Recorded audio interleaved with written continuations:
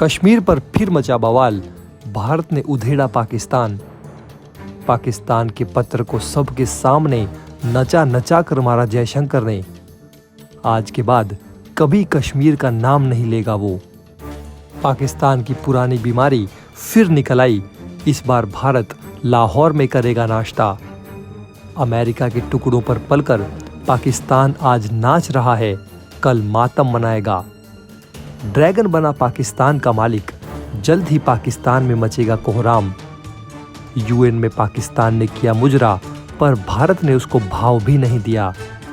तो दोस्तों, आपने सन्नी देओल का ये डायलॉग तो बहुत सुना होगा, तुम दूध मांगोगे हम खीर देंगे, लेकिन तुम कश्मीर मांगोगे तो हम चीर देंगे। ऐसा ही कुछ अब भारत ने फिर से पाकिस्तान को समझाया है, वो भी उसकी ही भाषा में। नाम में क्या ही रखा है, हम गुलाब को किसी भी नाम से पुकारें उसकी सुगंध जस की तस रहेगी। शेक्सपियर ने अगर ये कोटेशन दी तो यूं ही नहीं दी थी, मजबूत लॉजिक था उनके पास। लेकिन हम जैसे ही पाकिस्तान का नाम लेते हैं, उनका लॉजिक दम तोड़ देता है। और इसके भी एक नहीं बहुत से कारण हैं जिससे पूरा विश्व अवगत है। पाकिस्तान में पाक जैसा कुछ नहीं है, बस सब कुछ नापाक है। इसी बीच एक बार फिर पाकिस्तान ने कश्मीर को लेकर बयान दिया, जिस पर भारत ने कुछ ऐसा किया कि दुनिया देखती रह गई। दोस्तों, आतंक का नाम सुनते ही सबसे पहले एक ही देश की छवि हमारे दिमाग में आती है, वो है पाकिस्तान। पाकिस्तान और आतंकवाद एक दूसरे के मौसेरे भाई बन चुके हैं।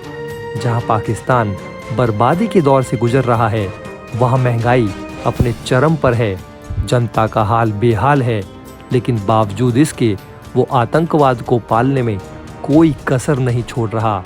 लेकिन ऐसे में दोस्तों, विडंबना तो देखिए, जो पाकिस्तान हमेशा से आतंकियों को पालता पोसता आ रहा है, वही अब भारत को आतंकवाद के मुद्दे पर उपदेश देने चला है।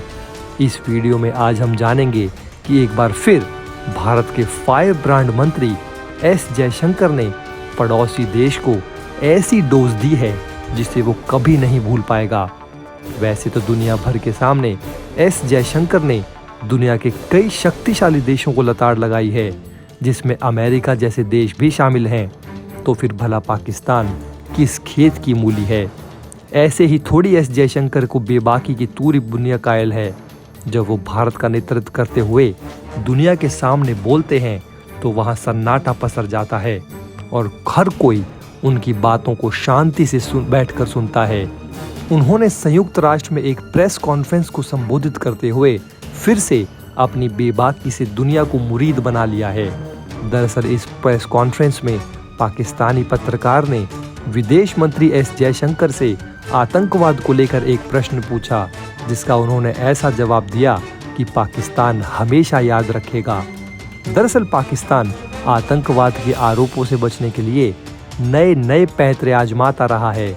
इसी सिलसिले में पाकिस्तान के एक पत्रकार ने भारतीय विदेश मंत्री एस जयशंकर से ही आतंकवाद पर पूछा कि भारत कब आतंकवाद को समर्थन देना बंद करेगा।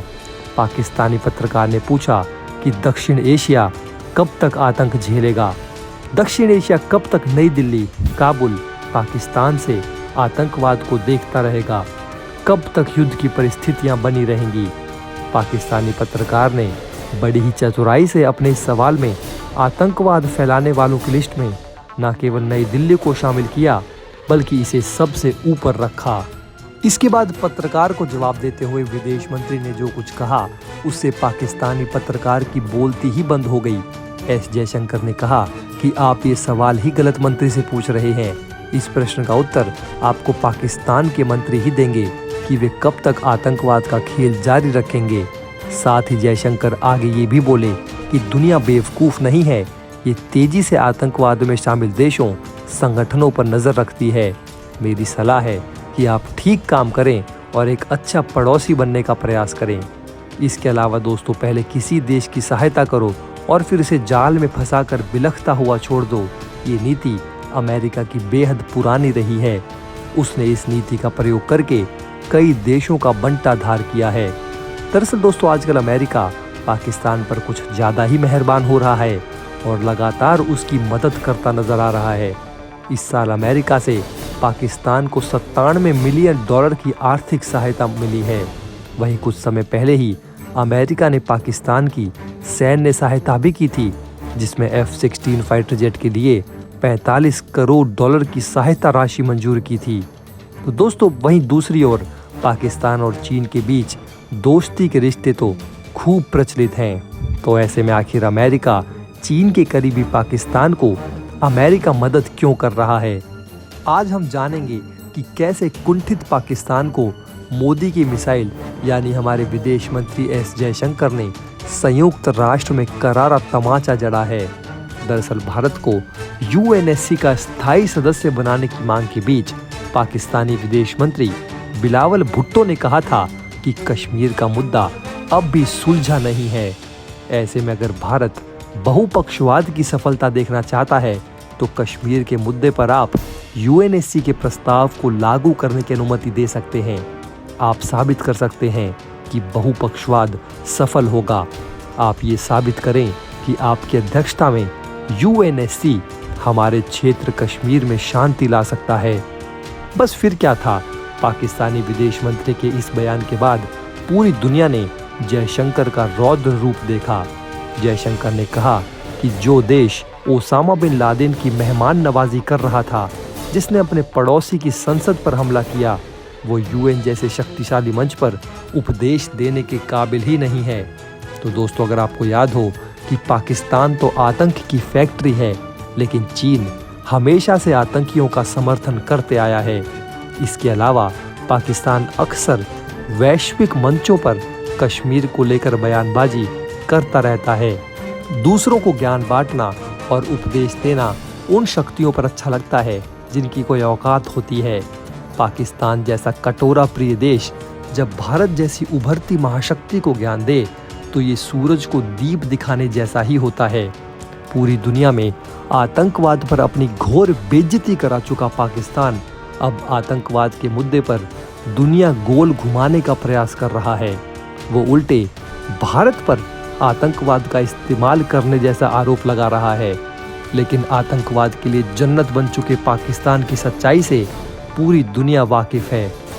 भारत के आंतरिक मामलों में अपनी टांग अड़ाने की आदत से मजबूर पाकिस्तान ने एक बार फिर भारत के अहम अंग जम्मू और कश्मीर में बढ़ते राजनीतिक पदचिन्हों को मिटाने के लिए और उन्हें रोकने के लिए अपनी तुच्छ सोच का बखान शुरू कर दिया है।